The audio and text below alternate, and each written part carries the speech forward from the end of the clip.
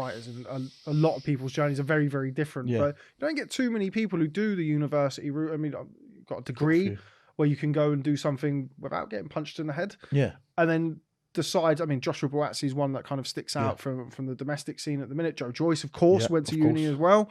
Was there ever any kind of suggestion or ever any kind of temptation for you to maybe not get punched in the head for a living? No, because I'm just I'm not aggressive in my mentality, but the way I am is quite an aggressive. Like, I'm heavy-handed. I've always loved rugby. I've loved sports where you get stuck in. Even when I played football, I was always a physical kind of guy, and boxing was just always something I loved from a young age.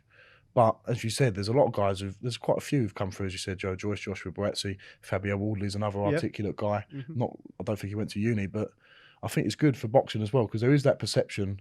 Even when I went to university, everyone loved the fact that I boxed at university, but there's a couple of people who were like, well, why are you doing that if you've got this chance to do a history degree and go into law and things like that? But it's good. We're challenging that perception, I think, a little bit. A lot of the articulate boxers coming through, that you don't have to be a brain dead guy to be a boxer. You can have other parts to your game as well. Yeah, and it's certainly something that we are, as you mentioned there, we're seeing kind of more of recently with Joshua Boazzi, Joe Joyce, etc. Fabio Wardley fairly well. He didn't go to university. But anyway, talk to me about growing up. You mentioned before we got started here, obviously you mentioned your dad, but your brothers as well. Yeah. I'd imagine it's quite an active household to grow up in. Yeah, there's always something going on in my house. I've got two younger brothers there. One's 18, William. The other one's Henry, he's 20. They both work in insurance now up the city, but they're sports people as well. Henry plays semi-professional football. My little sister Hetty's into her sports as well. So there's always something going on in my house, and they both got dressed up and came to the boxing. William came in an all-beige three-piece suit, and everyone was calling him the Romford Eddie Hearn. He's going around, there's all chanting his name, and all getting behind him. He's a character as well, so it's good to have people like that in your family who've got something about them as well. Yeah, I can imagine it is a pretty lively house to be around. It's a double lively household in there. You mentioned Joe Joyce beforehand. I actually read a story about you going out to spar Joe Joyce. Yeah. Didn't it cost you a first at uni? It did. Well, I was on track for a first, so I can't ever say that I was guaranteed to get a first, but all my projections were I was on track to get a first. And I went to my faculty, my history faculty, and they said, look, I can't tell you not to do it or to do it, but all I can say is to be training out there, sparring, and then coming back and then doing a dissertation while you're out there is going to be obviously taxing, because you've got to spend most of your time reading. History is a lot of independent work. It is possible to do it away from your stuff in your classrooms and things like that, but you've got to devote a lot of time to it. And obviously, if I'm out there, I wouldn't be able to devote all my time to it. But I went and got my 2-1, which gave me access to all the different career paths I needed to after, because a lot of jobs and entry requirements are 2-1 and above. So I thought, why not take the chance? I've still got a 2-1. It's a great solid grade. And I had the experience of a lifetime. At that point, it was just about the experience of going out to Las Vegas and training out there with someone like Joe Joyce, who's now a top 10 heavyweight. So that was a great decision for me, in my opinion. How did that come about? How did Johnny Fisher from Essex at uni in Exeter end up sparring Joe Joyce in Las Vegas? How did that come about? Well, I've started following Sam Jones on Instagram. I've followed him right from the beginning, and I've always, who's this guy, like, making all this noise and making all these accusations and rubbing Bermain Stavern up the wrong way, and then he getting behind that Sam, yeah. And and then I just said, he put something on his Instagram story once, like a question, anybody available for sparring? And I said, I only had 1 or 2, I think, at university at that point, 2 fights, and I said, I'm raw, but I'll give it a go if you need any sparring. And Sam said, come down.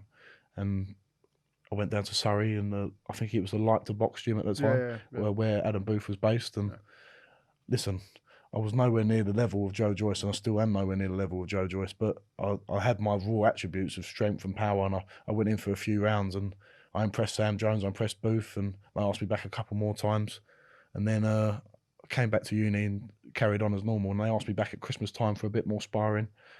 And then before you know it, they was asking me to go to Vegas in February time. So I just took my chance, and obviously I was not refined at all then. If I'm raw now, think about how I was a couple of years ago. But they could see, Sam Jones had the vision to see the potential that I had, not just in terms of my support base, because he knew nothing about that then. All he knew was that I had strength, I had power, and I could punch. And I was durable, and I was tough, and I was rugged, and he took the chance on me. So I'll always be grateful to him for that. What was that like, the first spar that you did with Joe Joyce? He's a tremendously successful amateur. Obviously, he's gone on to do some really good things as a professional. He's in position to do some really, really good things as a professional. You don't strike me as somebody who would be fazed really by anything. You seem to, be quite matter of fact about things, take things in your own stride. But were there some nerves about getting in the ring with him the first time? Oh, yeah, of big course. jugger. Of course. He's a big man. He walked in the room and I thought, oh my God, this is an actual behemoth of a man. Because I'm big. I'm not massive, but I'm a big guy. And he is just another level of big. But it doesn't faze me. The nerves, I think nerves make you perform better. And I thought, right, if anything, it made me switch on more. And I only done 3 rounds with him. He was sparring someone else as well. I think it was Courtney Bennett, an England international guy, who I've sparred a few times as well. And I saw him get in with him, and I thought, Courtney's like, he boxes nice, very slick boxer. But I know that's not my style, really. I can box like that. I've done it a lot in sparring, but I thought I'm going to stick it on Joe and give him what for. That's my best way of impressing him and surviving, really. And I gave it to him for 3 rounds. At the end of it, I was blowing heavily, but it was enough to get me back. But yeah, I wasn't fazed. If anything, it motivated me more to do well when I saw the size of him. Yeah, I can imagine it was. Yeah. Going out to Vegas, was that the first time you went to Vegas? Yeah, I've never been in America before that, and it's just a surreal place to go. The UFC Performance Institute as well, that was amazing. Khabib was in there. I saw Gennady Golovkin there, Badu Jack, and you can imagine as a uni student going to see that, a boxing fan as well. It was just a surreal experience to go out there. Lorraine Richards was out with us as well. That was great. We made some good memories there, and bonded with Joe a little bit more, and we're good friends now as well. Yeah, I've been sparring in Salas's gym. Las Vegas Fight Club. Yeah, that was it. That was it. Salas was great as well to be around him. He's got good energy about him. Really good energy. He gels really well with Joe as well. You can tell Joe, because Joe doesn't just warm to anyone. Even when I first knew him, he was just not cold, but you have to warm up to him, and I think that shows the genuine nature of Joe as well. He won't just be your friend because you're there. And then you can see when he's with Salas, he's got that interest, and he's really passionate about what he does with him. Yeah, I'm quite glad that they've kind of gone full circle. Because obviously he turned over and he had Salas when he started over. And then you trained with a lot of trainers. Obviously Adam Booth when you were there. He was over with Abel Sanchez for a bit as well. Obviously Steve took him under Salas during COVID. When Salas couldn't make it over. But yeah, I quite like that. It's kind of like from the outside looking in, you see like Salas is a very kind of eccentric, like Latin, very like outgoing guy, and Joe from the outside is quite laid back. Laid back, quite reserved guy. And you put them together, and as you say, they complement each other quite nicely. It works really well, and I think, as you said, it shows that they've worked together. They didn't finish on bad terms, and they've come full circle, and they've been able to come back and fit in at the right time. And they're in a great place now. As you said, Steve done a great job with him as well. Obviously, for the Dubois fight. The Dubois fight, and Steve works well with him as well, because he's similar to Joe in a way, quite laid back as well. And that complemented, and that little team they've got there is excellent. Which leads us on to your trainer, or your training team, shall we say now, because I don't want to upset Jimmy Tibbs. It's probably the last person you want to upset. Mark Tibbs, somebody that we know very well here on Boxing Social. Mark, obviously a really lovely guy, very knowledgeable trainer. How did that come about, you training with the Tibbses? I knew who Mark Tibbs was and Jimmy Tibbs was, obviously, from where I'm from, and it being a boxing fan as well, they're very highly regarded. But also, again, that was down to Sam Jones and S-Jam Boxing and Adam Morley. They said, look, it's a good fit. You're in Essex. The gym is 15, 20 minutes from where you live. And you see what Mark Tibbs done with Dillian Whyte in terms of the improvements that he made with him. If I could get a 10% or 20% of that at the early stage of my career, then that's fantastic for me. And me and Mark have gelled really well. We're good mates, we're good friends, and to have the experience and knowledge of Jimmy Tibbs behind you as well, and the whole team. We've got assistant Steve Andrews from the beginning stage of my career. For my first 2 fights, he was my cornerman when Mark was away with Billy Joe. So to have him and Sonny Cannon on the team now as well, there's 3 or 4 different people there that I've really grown with, and they all complement, and I'm in a fantastic place right now with my training team.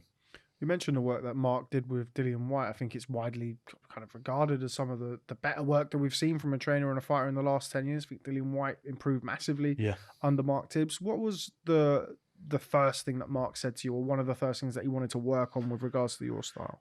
He said, you're very, very eager, which is a good thing because you can bring it down. But he said, you're trying to impress with everything you do.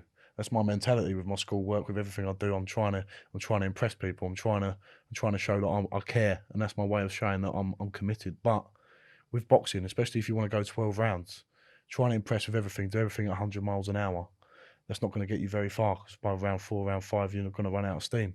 So what we're trying to do is just calm it down, and I think the progression of the fights has shown that a little bit. Still can be done even more, but the eagerness was something we wanted to not get out of me, and not reduce that aggressiveness, but control it, refine it. Refining is the word we've been using since the start, and it's still happening now. We're still trying to refine now.